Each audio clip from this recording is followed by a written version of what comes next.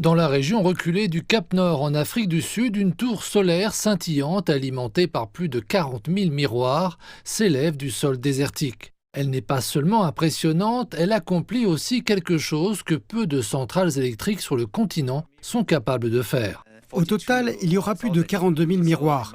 Il faut donc construire la tour d'une hauteur d'environ 247 mètres. Elle pourra alors capter toute la lumière réfléchie par les miroirs. Celle-ci sera mélangée à du sel fondu pour atteindre une température d'approximativement 550. Cette chaleur pourra ensuite être utilisée pour produire de l'électricité. Cette merveille d'ingénierie est plus haute que n'importe quel bâtiment en Afrique du Sud. Elle fonctionne jour et nuit pour produire de l'électricité. Il s'agit d'une installation de 100 MW et comme c'est une centrale thermique, elle présente un avantage particulier dans le sens où elle peut fonctionner 24 heures sur 24, 7 jours sur 7. Nous pouvons donc capter la lumière du jour, la stocker dans du sel fondu et fonctionner également la nuit. C'est là tout l'intérêt de ce projet. Il est différent des projets photovoltaïques solaires classiques et son avantage pour le réseau est bien sûr évident.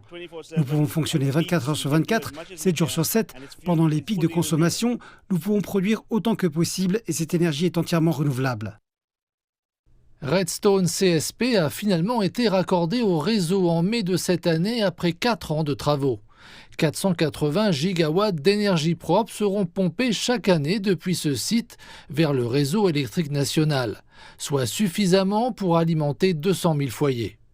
Ce projet a demandé beaucoup de travail à Power China et à SEPCO 3, la même entreprise chinoise.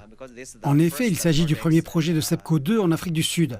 Nous avons rencontré de nombreuses difficultés, mais nous les avons surmontées.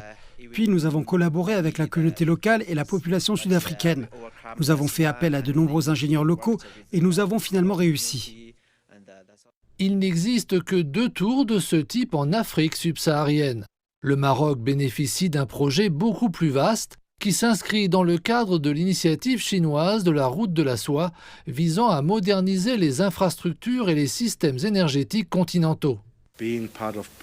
En tant que membre des BRICS et participant à l'initiative La ceinture et la route conduite par la Chine, je pense que Redstone est l'un de ces fruits qui montrent que dans un partenariat avec un tiers, même plus petit, il est abordé sur un pied d'égalité. C'est une relation de respect mutuel tentant de réaliser quelque chose pouvant contribuer de manière positive et durable.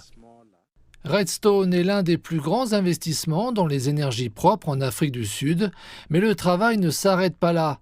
SEPCO 3 a 5 autres projets renouvelables en cours.